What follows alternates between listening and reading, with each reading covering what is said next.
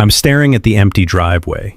Just fresh oil stains where my sunset orange 1967 Camaro used to sit. 2 years of blood, sweat, and 5 a.m. garage nights, restoring my late wife's absolute dream car. Gone. Towed. Because Delilah Grimsby, our racist HOA Karen, decided the color was unapproved. She's standing there smirking, waving the violation notice like a trophy. Choose better colors next time, Mr. Rodriguez.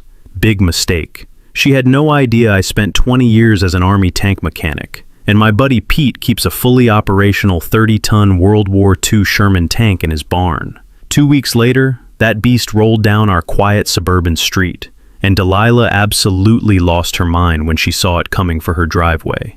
But trust me, that's not even the wildest part.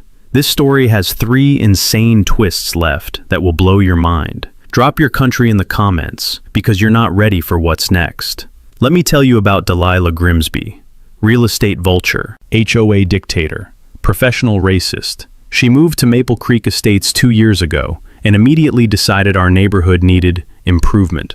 Got herself elected HOA president within 6 months by promising to maintain standards and protect property values. Translation: keep people like me in line. I'm Marcus Rodriguez, single dad, auto shop owner. 20 years fixing M1 Abrams tanks before I came home to fix civilian rides. My daughter Sophia and I are one of exactly 3 Latino families in this cookie-cutter suburb of 200 houses. The smell of fresh-cut grass and conformity hangs thick in the air here. 3 years ago, my wife Maria died of cancer. Sunset orange was her favorite color. Said it reminded her of hope burning bright even in darkness. Her dying wish? Marcus, restore that old Camaro in the garage. Paint it sunset orange. Every sunrise will remind you I'm still here. So that's exactly what I did. Every morning at 5 a.m., before the world woke up, the garage filled with the smell of coffee brewing and motor oil warming, primer fumes mixing with memories. The rhythmic scrape of sandpaper on metal became my meditation. Sophia joining me weekends, her small hands learning to work rust spots and apply base coat. Dad, Mom would totally flip seeing this beauty come together. 2 years of blood, sweat, and every spare dollar. Then Delilah declared war. Started subtle, friendly suggestions at HOA meetings about appropriate vehicle choices and how certain colors might negatively impact resale values. That plastic Karen smile, those clicking high heels during her evening inspection rounds. Sounds like death marching across pavement. The pattern became crystal clear fast. Tommy Richardson's bright blue Ford truck? Never sighted. The Hendersons' purple shutters on Elm Street? Perfectly fine. Mrs. Watson's lime green garden gnomes? Charming community character. But my sunset orange Camaro, Maria's memorial, suddenly violated community standards. Other neighbors started sharing war stories. Pete Williams, 74-year-old Korean War vet, got complaints about his woodworking shop being too noisy at 2 p.m. on Saturdays. Jennifer Martinez, single mom next door, received a violation for her kid's sidewalk chalk art being inappropriate community use. Always the minorities. Always the families barely scraping by. Delilah had a radar for vulnerability. I'm not some pushover mechanic who takes orders. Military service teaches you one thing. Always read the fine print before signing anything. So I drove to the county clerk's office and pulled the original 1987 HOA covenant documents. Vehicle color restrictions? Homeowners should maintain earth tones or traditional colors on residential vehicles. That's it. Vague as a politician's promise. But then came my personal violation notice, hand-delivered by Delilah herself, clicking across my driveway like a spider sensing prey. Mr. Rodriguez, your vehicle doesn't comply with current community standards. 30 days to remedy the situation. What standards? I showed her the original covenant language. She just smiled, that fake sweet smile. Well, the current updated guidelines are quite clear about appropriate color choices for our neighborhood. Updated guidelines? Since when? That night I filed a formal records request for every single HOA document modification since 1987. Homeowners' legal right. They can't refuse without court intervention. What I discovered made my hands shake with rage. Someone had been systematically rewriting our neighborhood covenants. New paint color restrictions, vehicle type limitations, landscaping requirements, all mysteriously added in 2022. Same black ink pen, same looping handwriting, 0 board votes, 0 homeowner notifications, all in Delilah's distinctive cursive. Here's your legal knowledge nugget. Adding restrictions to HOA covenants without proper board votes and homeowner notification constitutes document forgery, a Class C felony in most states, carrying up to 5 years in prison. Always request original documents from your county clerk. They're public record and can't be altered. But Delilah wasn't finished destroying my family. 2 weeks later, while I'm working Saturday overtime helping Mrs. Fiona rebuild her Honda transmission, I come home to find my driveway empty. Just oil stains where Maria's dream car should be sitting. $800 towing and impound fees to get my wife's memorial back. Sophia found me staring at those stains, offered to quit her college prep classes to help pay. This 17-year-old kid willing to sacrifice her future because some power-drunk Karen stole her dead mother's car over paint color. That's when I realized this wasn't about community standards. This was about power, control, putting the wrong kind of people back in their place. Game over, Delilah. 20 years of military training kicked in. Intelligence gathering phase, evidence collection, strategic planning. Because when someone declares war on your family, you don't just fight back. You show up with overwhelming force and remind them exactly what American freedom looks like. 30 tons of it. The next morning, Delilah made her first big mistake. She called city code enforcement claiming I was running an unauthorized commercial auto repair business from my residential garage. Apparently, helping neighbors fix their cars for free violated some imaginary zoning law she'd invented overnight. Code enforcement showed up Tuesday afternoon. Officer Ramirez, decent guy with calloused hands who clearly knew his way around an engine, walked my property with a clipboard while Delilah lurked across the street like a buzzard waiting for roadkill. Mr. Rodriguez, we got a complaint about commercial vehicle repair activities. I showed him around. Personal garage, personal tools, no business signage, no customer payments, just a neighbor helping neighbors fix their rides, which, last I checked, wasn't a crime in America. The smell of motor oil and old concrete mixed with afternoon heat made the garage feel like a sauna. Officer Ramirez wiped sweat from his forehead, clearly annoyed at wasting his time. Looks like somebody called in a bogus complaint, he muttered, shooting a look toward Delilah's house. No violations here, sir. But while he's writing his report, my phone buzzes with a next-door notification. Someone posted photos of cars in my driveway with the caption, "Illegal auto shop operating in residential zone, ruining our property values." The photos were taken from Delilah's bedroom window, posted from an anonymous account created that morning, subtle as a brick through glass. Time for some military-style intelligence gathering.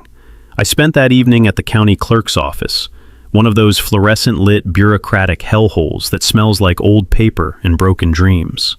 But every document filed in our county lives in those filing cabinets, including every HOA violation notice issued in Maple Creek Estates. From my Army days, I remembered something my commanding officer used to say. Rodriguez, when someone's shooting at you, check their ammunition supply. Patterns reveal weaknesses. So I requested every violation notice from the past 2 years. Public records. They can't hide them. The pattern made my blood boil. 47 violations in 24 months. 39 went to the 3 minority families in our neighborhood. 8 went to white families, and those were for serious infractions like illegal additions or actual safety hazards. But Tommy Richardson's electric blue Ford truck sitting in his driveway for 3 years. 0 citations. The Henderson family's bright purple shutters that clearly violate any reasonable earth tone interpretation? Never mentioned. Mrs. Watson's collection of neon garden gnomes that looks like a carnival threw up in her yard? According to meeting minutes, they add whimsical neighborhood character.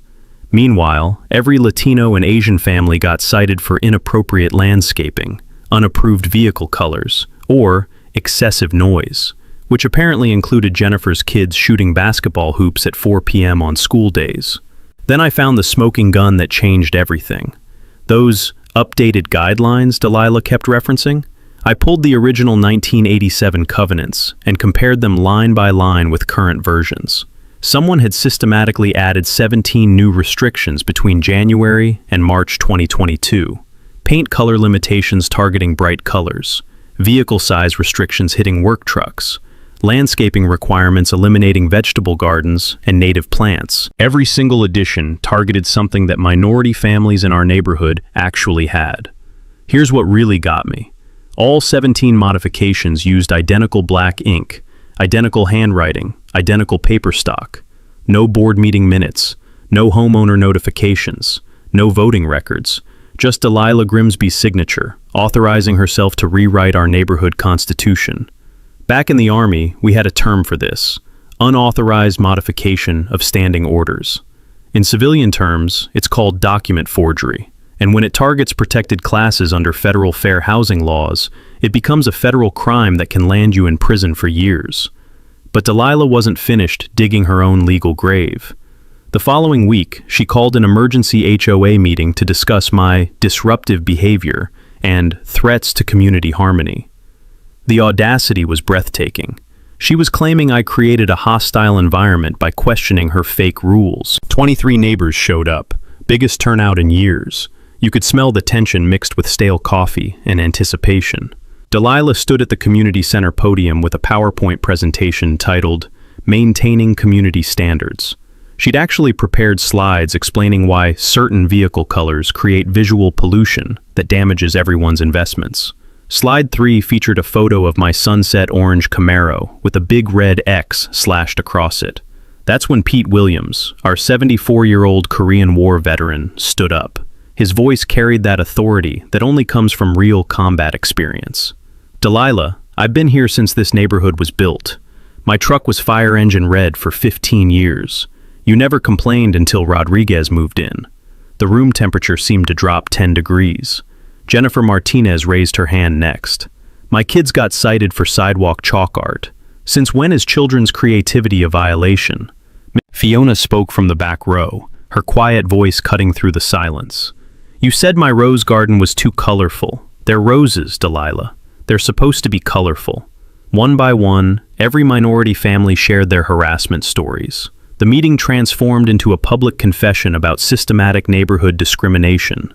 Delilah's confident smirk melted into panic. She started stammering about misunderstandings and policy interpretations. Too late for damage control. I stood up and played my ace card. "Actually, Delilah, let's talk about policy interpretation." I pulled out the original 1987 covenants. These are our real neighborhood rules, the ones that don't include your forged additions. Dead silence. Document forgery targeting protected classes is a federal crime. I've already filed complaints with both the county DA and federal housing authorities. Delilah went pale as fresh primer. She started frantically gathering her materials, mumbling about consulting attorneys. But Pete Williams had one final surprise. "Delilah, before you run away, Marcus and I were just discussing community events. Turns out, I've got some very impressive historical military equipment we might display for educational purposes." His eyes twinkled with mischief. 30 tons of educational purposes. Delilah practically sprinted for the exit. The psychological phase of this war had officially begun. Delilah's next move proved she was either completely desperate or living in an alternate reality. 3 days after our explosive community meeting, every homeowner in Maple Creek Estates received identical certified letters announcing an emergency special assessment of $5,000 per household. The money would fund a legal defense fund to protect our HOA from frivolous lawsuits and harassment campaigns. $5,000 from every family to pay lawyers defending her document forgery crimes. The sheer audacity made my teeth grind. But here's where Delilah made her biggest mistake yet. She forgot that homeowners have ironclad legal rights regarding HOA finances. Texas state law requires complete financial transparency upon written request. No exceptions, no delays, no excuses. I filed my demand the same day, requesting every bank statement, invoice, receipt, and expenditure record for the past 3 years. Professional letterhead, certified mail, 30-day legal deadline. While waiting for those documents, I started investigating something that had been nagging me like a splinter under my fingernail. Who exactly was Grimsby Management Solutions, the company collecting our neighborhood's administrative fees? A quick business license search revealed some fascinating family connections. Grimsby Management Solutions was owned by Derek Grimsby, Delilah's husband, and incorporated exactly 2 months after Delilah became HOA president. What an amazing coincidence. The smell of fresh coffee and burning determination filled my garage at 5 a.m. as I spread financial documents across my workbench. The same spot where Maria and I used to plan the Camaro restoration. Now, I was dismantling a different kind of project, Delilah's criminal empire. The HOA records arrived exactly 30 days later. Delilah probably hoped I'd gotten bored and moved on. Instead, I'd spent the month learning forensic accounting from YouTube videos and checking out every fraud investigation book the library owned. What I discovered was a masterclass in systematic neighborhood theft. Over 3 years, our HOA paid Grimsby Management Solutions $127,000 in administrative fees. For a 200-home subdivision, that's absolute highway robbery. Comparable management companies charge $15,000 annually maximum, but the invoices told an even uglier story. Landscape consultation, $3,500. We don't have common area landscaping. Legal document review, $4,200. For reviewing documents Delilah forged herself. Community event coordination, $2,800. We hadn't held community events since Obama was president. My personal favorite, emergency tree removal services, $6,500. Invoice dated last February. I walked every street that morning. Every tree was exactly where it had always been, including the dead oak that actually needed removing. Every fake invoice featured identical computer fonts, identical formatting, sequential invoice numbers. Derek wasn't even trying to be creative with his fraud. But the real smoking gun lived in the monthly bank statements.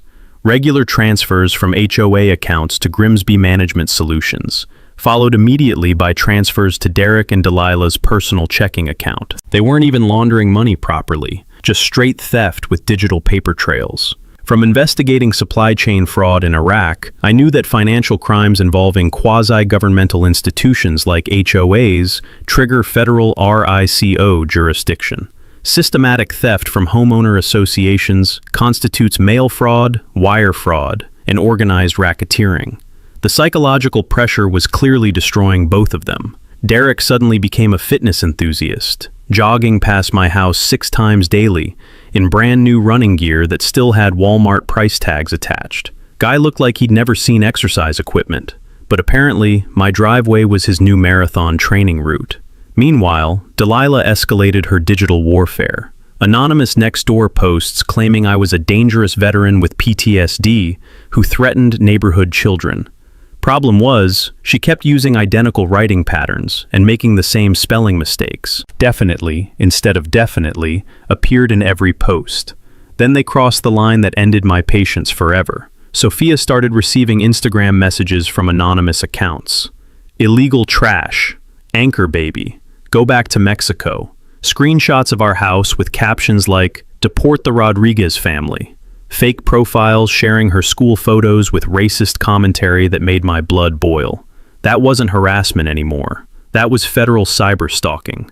I called Jake Martinez, Army buddy turned cybersecurity specialist.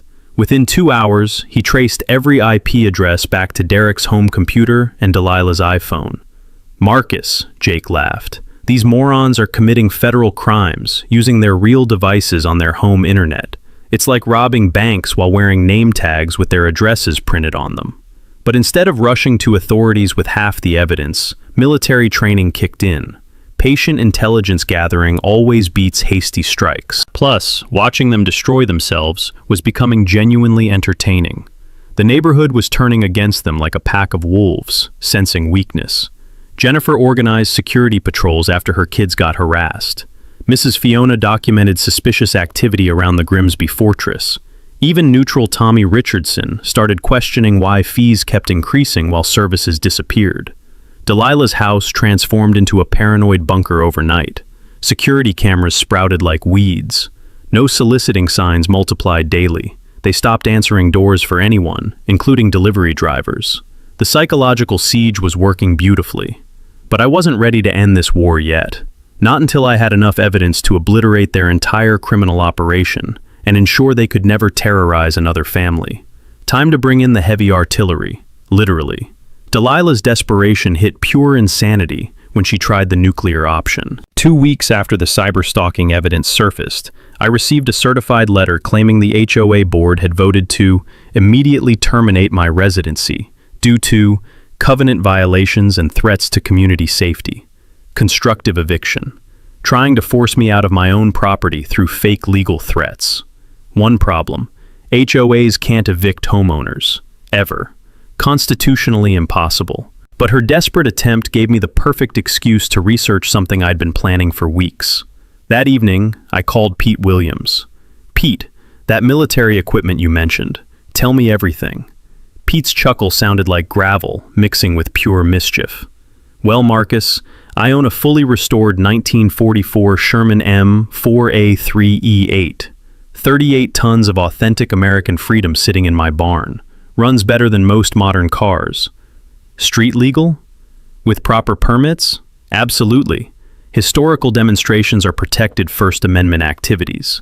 I've driven her in parades from Austin to Houston." My tactical brain started firing like the old Army planning sessions. Overwhelming force, psychological warfare, constitutional protection. What would it take to bring that tank to our neighborhood?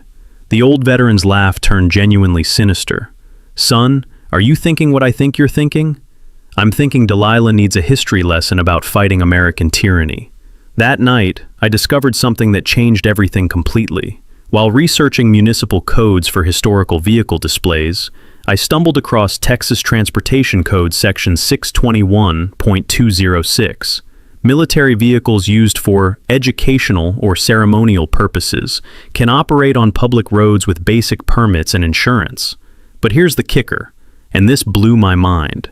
Cities cannot refuse permits for legitimate historical demonstrations. It's federal constitutional law. First Amendment assembly rights override local objections. Twist number 2 revealed. Not only was a tank demonstration completely legal, but Delilah had absolutely zero power to stop it. The paperwork was almost insultingly simple. Historical vehicle permit through city recreation. Insurance through Pete's collector policy. Police notification for traffic coordination. Route approval avoiding weight restrictions. Everything protected under constitutional assembly rights that trumped every HOA rule ever written. The psychological warfare potential was absolutely perfect. Delilah spent 2 years wielding fake authority, making people feel helpless against her arbitrary harassment. Time to demonstrate what real power looked like when properly applied. But I wanted this to carry deeper symbolic meaning than simple intimidation. Pete's Sherman wasn't just any tank. It was historically significant, the exact model that liberated Nazi concentration camps in 1945. American armor that freed systematically oppressed people and restored their human dignity.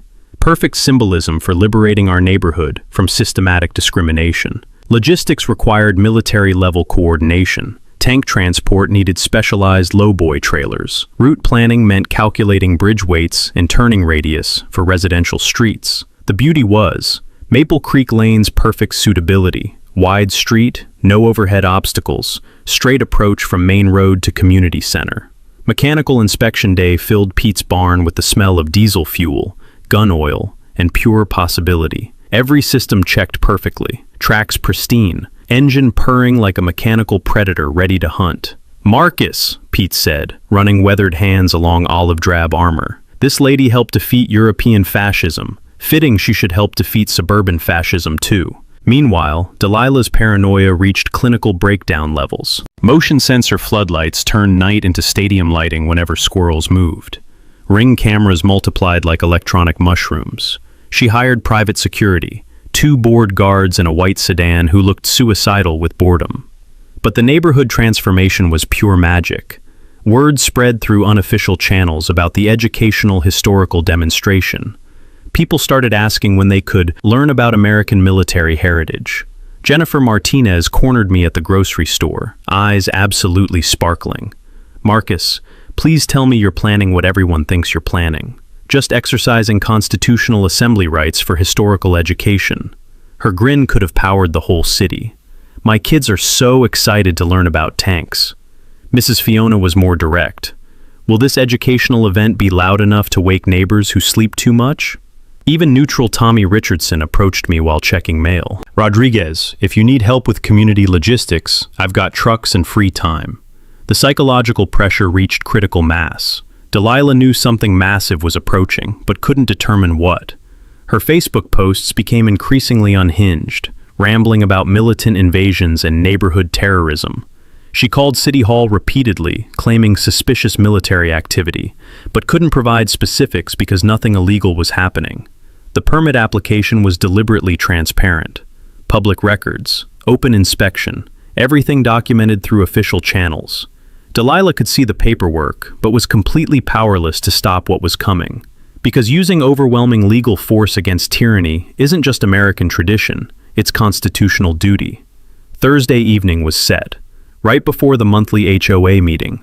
Time to teach our neighborhood what freedom looks like when it rolls up in 38 tons of historical justice. And Delilah was about to learn that some battles can't be won with fake paperwork and racist harassment. Some battles require tanks. While I was planning tank logistics, the federal government decided to crash Delilah's pity party. 3 days before the scheduled demonstration, my phone rang with a number I didn't recognize. Agent Sarah Martinez, FBI Civil Rights Division, with news that made my day. Mr. Rodriguez, we've completed preliminary investigation into your HOA document forgery complaint. The findings are significant. My heart started hammering like a diesel engine at full throttle. We've confirmed systematic document fraud spanning 2 years, forged covenant modifications, fabricated enforcement procedures, discriminatory targeting of protected classes under federal fair housing laws. The sweet smell of justice was finally in the air. Mrs. Grimsby is facing multiple felony charges. But here's where it gets interesting. During financial forensics, we discovered wire transfer patterns indicating systematic embezzlement across multiple properties. Wait, multiple properties? Mr. Rodriguez, your neighborhood fight uncovered something much bigger. We've identified at least 12 other HOAs using identical management companies with identical fraud schemes. This appears to be organized criminal enterprise operating across 3 counties. My little suburban war had accidentally exposed a multi-million-dollar crime syndicate. Agent Martinez's voice carried that federal authority that makes criminals wet themselves. We're coordinating with IRS Criminal Investigation, Texas Attorney General, and local prosecutors. Mrs. Grimsby and her associates are looking at federal RICO charges, with potential sentences exceeding 20 years in federal prison. 20 years for stealing lawn maintenance fees and forging homeowner documents. Beautiful. But then came the twist that made this absolutely perfect. Mr. Rodriguez, we understand you have a historical vehicle demonstration planned for Thursday evening. We'd like federal observers present to document community response and ensure Mrs. Grimsby doesn't interfere with your constitutional rights. The FBI wanted front row seats to my tank demonstration. Additionally, we've alerted media contacts about the federal investigation. This case represents significant public interest regarding HOA corruption and systematic housing discrimination nationwide. Twist number 3, setups revealed. My neighborhood tank parade was about to become viral national news. By Wednesday evening, our quiet suburban street looked like the media was preparing to cover D-Day. News vans from 4 Houston stations lined the main road like armored vehicles. Chronicle reporters interviewed neighbors about federal housing discrimination investigation. Radio stations mentioned tank versus HOA Karen showdown every 30 minutes. Social media went absolutely nuclear. Hashtag Tank vs. Karen exploded across Twitter, with 50,000 plus mentions. Facebook groups shared Pete Sherman photos with captions like, American Justice, incoming.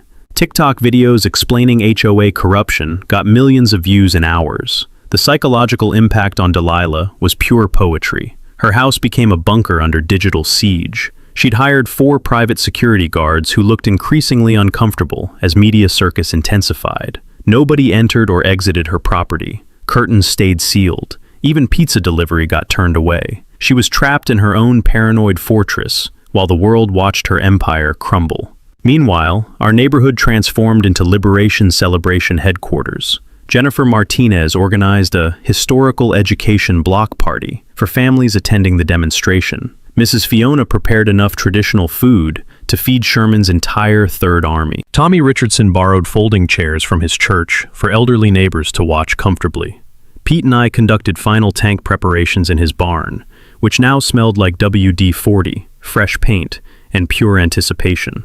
The Sherman's olive drab armor gleamed under fluorescent lights as we applied final touches. "Marcus," Pete said, polishing the white Liberation Star on the turret, "this is the most important mission this beautiful lady has run since she helped liberate Dachau in 1945. Tomorrow, she liberates another neighborhood from systematic oppression."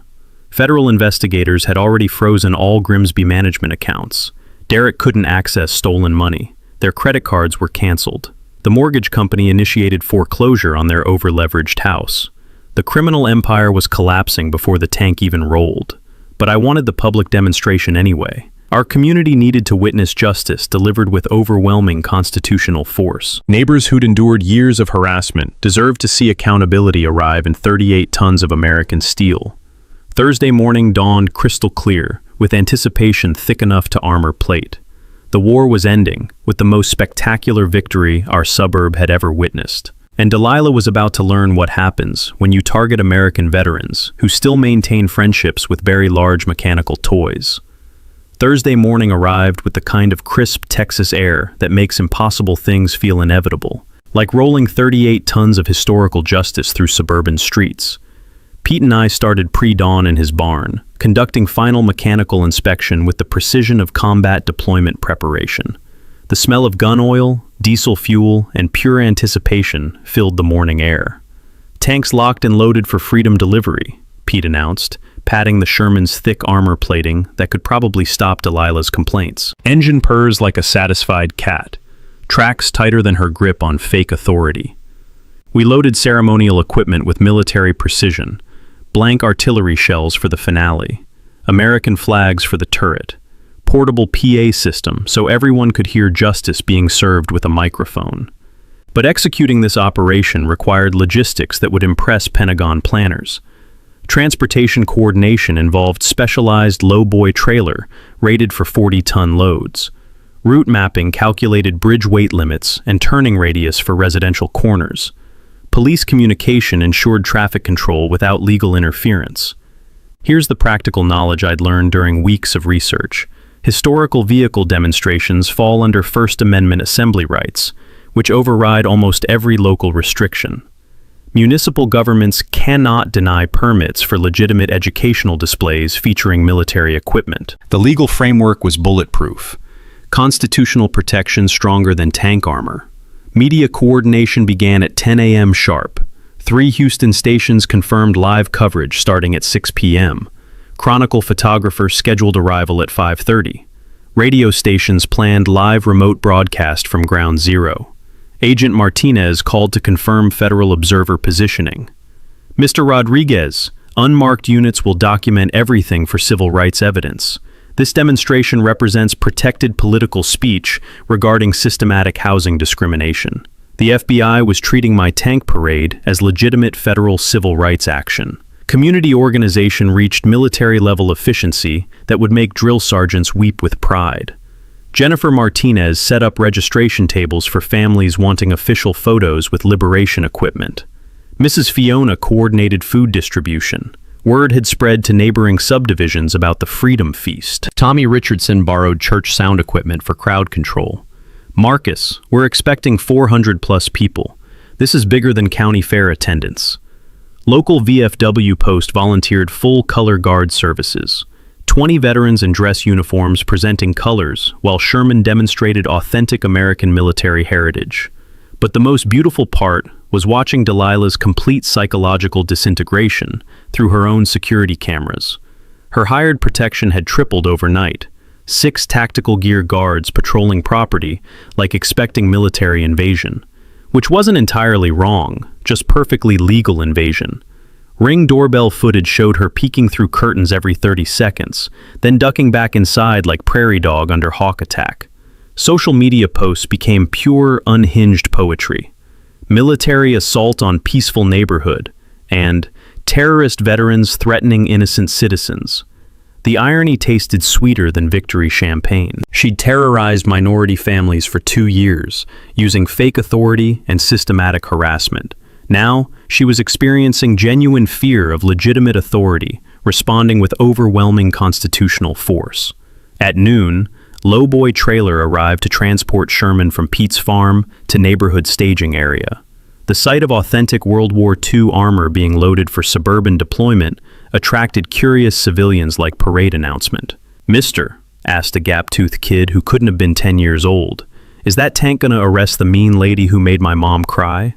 "Son," I replied with perfect seriousness, "that tank is gonna teach everyone about American freedom and what happens when bullies pick fights with military families." His eyes grew wide as dinner plates. "Awesome! Can I watch her get arrested by tank?" Route rehearsal required hour-long precision coordination. Convoy movement from staging area to Maple Creek Lane. Tank unloading in community center parking lot. Strategic positioning for maximum psychological impact during HOA meeting. Sherman would sit directly facing community center entrance, main gun pointed toward meeting room, where Delilah had conducted 2 years of tyrannical harassment sessions. Psychological warfare, executed with surgical precision. Safety protocols demanded extensive planning. Crowd control barriers maintaining civilian distance. Emergency medical standby for potential excitement-induced fainting. Police coordination, preventing traffic accidents from rubbernecking spectators. Insurance documentation, filled 3-inch binder thicker than Delilah's fake covenant modifications. Historical vehicle exhibition coverage. Public demonstration liability. Property damage protection. Everything bulletproof against inevitable lawsuits. Pete handled final mechanical checks while I coordinated media messaging strategy. This transcended neighborhood drama. It had become national story about fighting systematic housing discrimination through constitutional assembly rights that every American should understand. The underlying legal strategy was pure tactical genius. Instead of years fighting expensive litigation against Delilah's documented crimes, we were delivering immediate accountability through perfectly legal public demonstration that would destroy her psychologically while educating community about civil rights. Plus, footage of American armor confronting suburban tyranny would inspire communities nationwide to fight back against HOA corruption using constitutional tools available to every citizen. At 4 p.m., convoy preparation commenced. Pete climbed into Sherman's commander position, wearing authentic World War II tanker gear. I rode escort vehicle, coordinating radio communication with police units. Victory already tasted magnificent. As we rolled toward Maple Creek Estates, diesel engines rumbling like mechanical thunder, I knew we were about to deliver the most spectacular lesson in American justice our neighborhood had ever witnessed. Time to show Delilah what happens when you mess with veterans, who understand both constitutional law and heavy machinery. By 5 p.m. Thursday afternoon, our quiet suburban neighborhood had transformed into a media circus that would make presidential campaigns jealous. News vans lined Maple Creek Lane like armored divisions preparing for battle. Satellite trucks from Houston, Dallas, and Austin created a technological fortress around our community center. Reporters in expensive suits tested microphones, while camera crews established strategic positions for optimal tank footage. But the real show was happening on social media. Hashtag Tank vs. Karen had exploded beyond local Twitter into national trending territory. Over 200,000 mentions in 6 hours. Facebook groups dedicated to HOA Karen Justice gained thousands of members by the minute. TikTok videos explaining the backstory hit millions of views faster than Delilah's fake violation notices. The psychological impact on Delilah was absolutely devastating to witness. Her hired security team had grown to 8 men in tactical gear who looked increasingly uncomfortable with national media attention. These guys signed up to intimidate neighborhood dads, not manage federal investigations under network television coverage. Ring doorbell footage showed her peeking through blinds every few seconds, then disappearing like groundhog afraid of its shadow. Her social media posts became pure, unhinged desperation. Media conspiracy with terrorist veterans, and fake news attacking innocent homeowners. The irony was chef's kiss perfection. She'd spent 2 years controlling neighborhood narrative through anonymous next-door posts and whisper campaigns. Now, legitimate media was exposing her crimes to national audience, while she hid in paranoid bunker. At 5:30, things escalated into pure comedy gold. Delilah attempted damage control by calling impromptu press conference from her front lawn. Wearing oversized sunglasses and trembling hands, she approached news crews with prepared statement about media harassment of private citizens. I am an innocent homeowner being targeted by militant extremists with dangerous military equipment, she declared, voice shaking like Chihuahua in thunderstorm. Reporter from Channel 11 immediately asked, Mrs. Grimsby, how do you respond to federal charges of systematic document forgery and embezzlement? Her face went white as printer paper. No comment, this interview is over. But Channel 2's investigative reporter wasn't finished. Ma'am, we have evidence of forged HOA documents targeting minority families. Would you like to explain systematic discrimination patterns?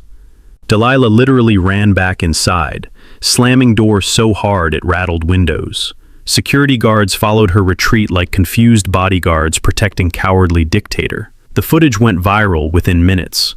Meanwhile, community support reached festival levels that warmed my military heart.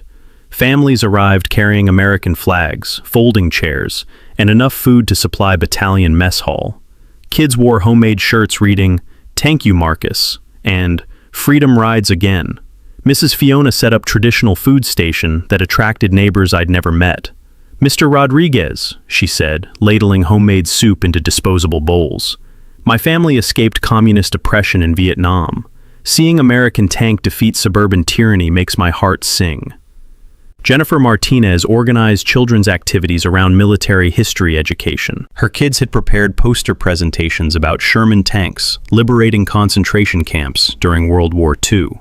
Even Tommy Richardson, previously neutral Switzerland of neighborhood politics, wore veteran ball cap and helped direct parking for incoming spectators. The crowd was approaching 500 people from surrounding subdivisions who'd heard about tank versus HOA Karen showdown. Veterans groups arrived in coordinated convoys. Civil rights organizations sent representatives. Local politicians showed up, hoping for photo opportunities with viral story. But here's where federal involvement created beautiful mini-twist that elevated everything. Agent Martinez approached me at 5:45 with news that made victory even sweeter. Mr. Rodriguez, Justice Department has decided to live stream this demonstration as educational content about constitutional assembly rights. Your tank parade is becoming federal training material for civil rights enforcement. The U.S. government was officially endorsing my suburban tank deployment as educational demonstration of constitutional freedoms. At exactly 6 p.m., lowboy trailer rounded corner onto Maple Creek Lane, carrying 38 tons of olive drab justice. The crowd erupted in cheers that probably registered on seismic equipment. Pete sat in commander position, wearing authentic World War II tanker helmet, waving American flag like conquering general, returning from victorious campaign. The Sherman's diesel engine rumbled through residential streets like mechanical thunder, announcing Liberation Day. Delilah's security cameras captured her watching from upstairs window as tank convoy approached community center. Even through grainy ring footage, you could see her complete psychological breakdown happening in real time. Social media exploded as hundreds of phones recorded tank arrival from every possible angle. Live streams reached 100,000 plus simultaneous viewers, watching American military equipment deliver justice to suburban discrimination. The trailer positioned Sherman directly facing community center entrance, main gun pointing toward meeting room where Delilah had conducted years of tyrannical harassment sessions. As Pete shut down diesel engine, sudden silence felt more dramatic than artillery barrage. The psychological warfare phase was complete. Time for overwhelming force to meet suburban tyranny in face-to-face confrontation that would end this war forever. The silence after Pete shut down the Sherman's engine lasted exactly 3 heartbeats before our neighborhood exploded in celebration. 500 people erupted in cheers, applause, and patriotic chants that probably violated noise ordinances in 17 different ways. Kids climbed safety barriers, trying to touch authentic World War II armor. Veterans saluted, with tears streaming down weathered faces. Smartphone cameras flashed like paparazzi, documenting celebrity arrival. But the real entertainment was watching Delilah's final desperate gambit through her own security footage. At 6:15 p.m., her remaining security guards received urgent instructions via radio communication that Pete's military scanner picked up perfectly. All units, client demands immediate evacuation assistance. Prepare vehicle extraction from rear garage. Maintain perimeter security during egress operation. She was trying to flee the battlefield. Unfortunately for Delilah, her escape plan had one tiny flaw. Every news crew in Harris County was positioned around her property, documenting her response to tank arrival. Sneaking away unnoticed was mathematically impossible. At 6:20, her garage door opened, revealing Derek loading suitcases into their Mercedes, like bank robbers preparing getaway. Security guards formed defensive perimeter, while news cameras captured every frantic movement. Channel 11's helicopter provided aerial coverage of the attempted escape, broadcasting live footage to Houston metro area. The reporter's commentary was pure poetry. It appears Mrs. Grimsby is attempting to flee her own neighborhood as federal investigation intensifies. But here's where Delilah's panic created the most beautiful mini twist of this entire war. In her desperation to escape media attention, she forgot about active federal surveillance. FBI agents in unmarked vehicles immediately moved to prevent potential flight from federal jurisdiction. Agent Martinez's voice crackled over Pete's radio scanner. All federal units, subjects attempting to leave jurisdiction, initiate conversation protocols. 2 unmarked sedans boxed in Delilah's Mercedes before it reached the subdivision exit. Federal agents approached with badges visible, requesting voluntary cooperation with ongoing investigation. The entire attempted escape was broadcast live to national audience watching suburban justice delivery via tank demonstration. Meanwhile, community preparation for the main event reached festival levels of organization and excitement. VFW Color Guard performed flag ceremony while Sherman provided backdrop of authentic American military heritage. Local high school band arrived to play patriotic music during demonstration. Food vendors donated refreshments for families traveling from neighboring counties to witness historic neighborhood liberation.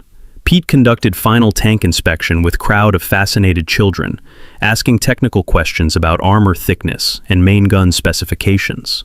"Kids," Pete explained, running weathered hands along olive drab steel. "This beautiful lady helped defeat fascism in Europe. Tonight, she's helping defeat fascism in suburban Texas." The symbolism was perfect. Same tank model that liberated concentration camps was now liberating minority families from systematic housing discrimination. At 6:45, official HOA meeting was scheduled to begin in Community Center. But instead of Delilah's usual tyrannical proceedings, we had transformed it into public accountability session, with federal oversight and media documentation. Jennifer Martinez had prepared presentation about 2 years of systematic harassment targeting minority families. Mrs. Fiona compiled financial evidence of fraudulent fee assessments.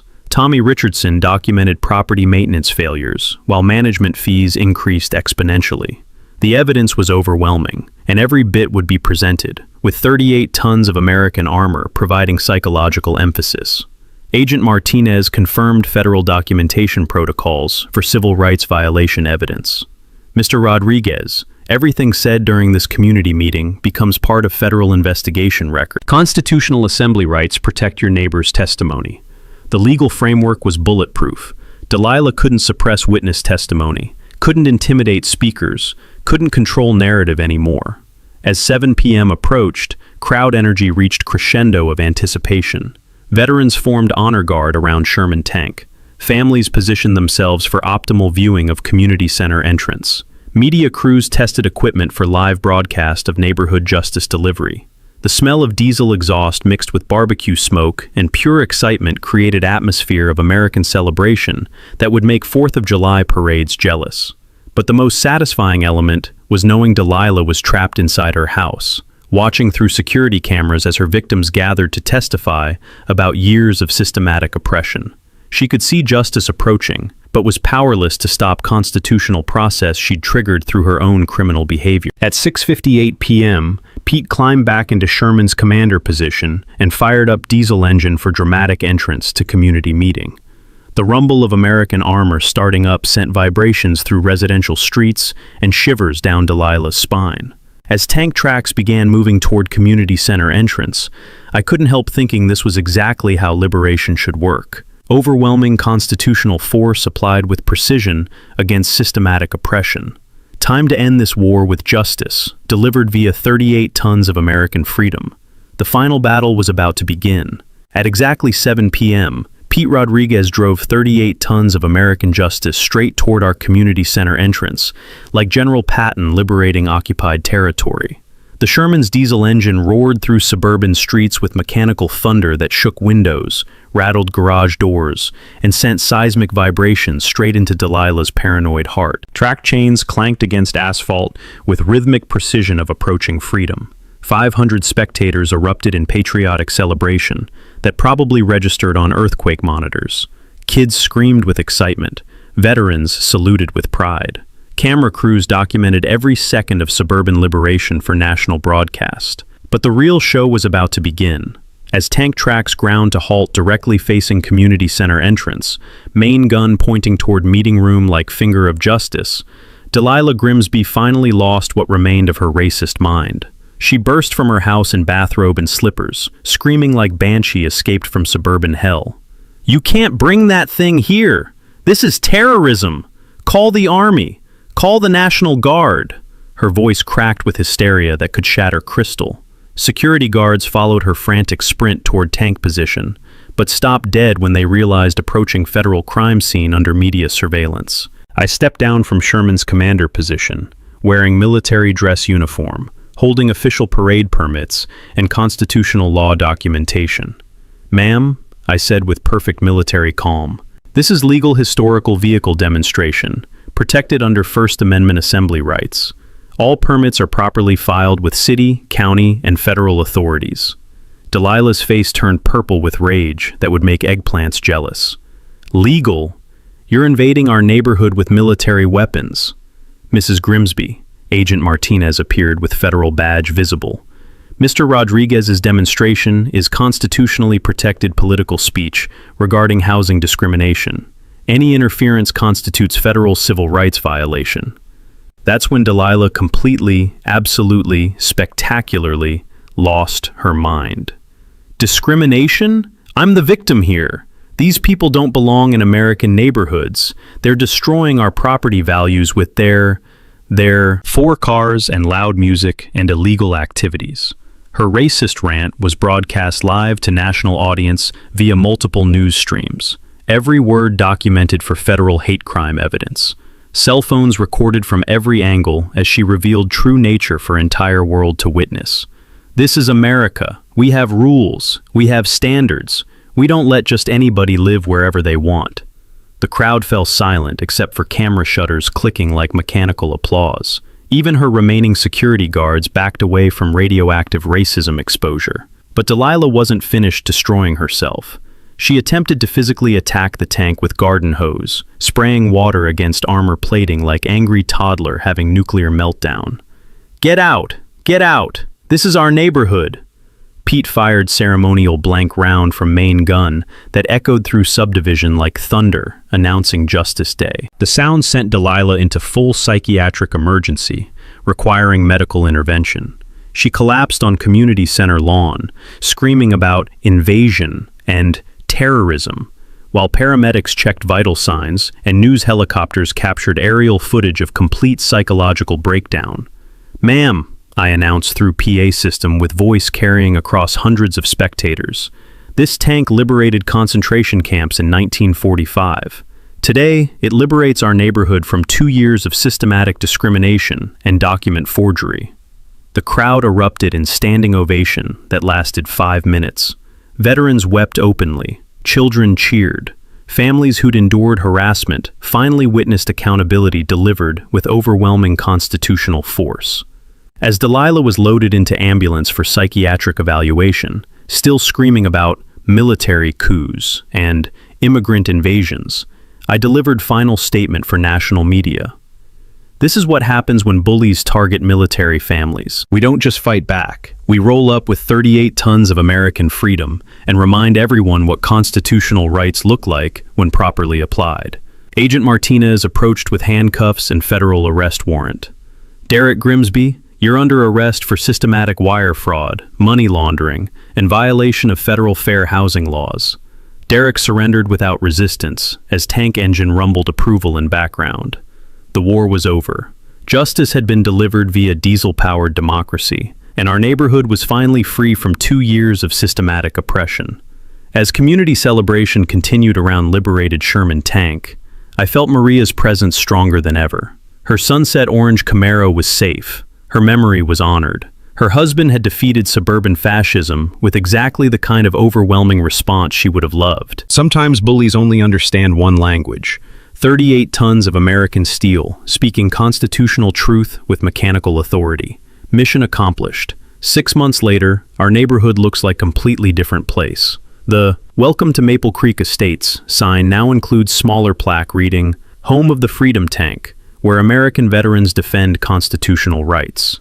Pete's Sherman sits permanently in Community Center courtyard, surrounded by Memorial Garden, honoring military families who fought housing discrimination. Delilah and Derek Grimsby, they're serving concurrent federal sentences for racketeering, wire fraud, and systematic civil rights violations. 3 years minimum security prison, followed by 5 years probation and lifetime ban from HOA management activities. Their house sold at foreclosure auction. New owners are a young military couple with 2 kids who love playing on the tank display every weekend. Justice tastes better with time. The legal aftermath created precedent-setting civil rights victory that civil rights attorneys still study. Federal court awarded $500,000 settlement to affected families for systematic housing discrimination. Marcus Rodriguez versus Maple Creek Estates HOA became textbook case for fighting suburban racism through constitutional assembly rights. But money wasn't the real victory. Community transformation exceeded every expectation.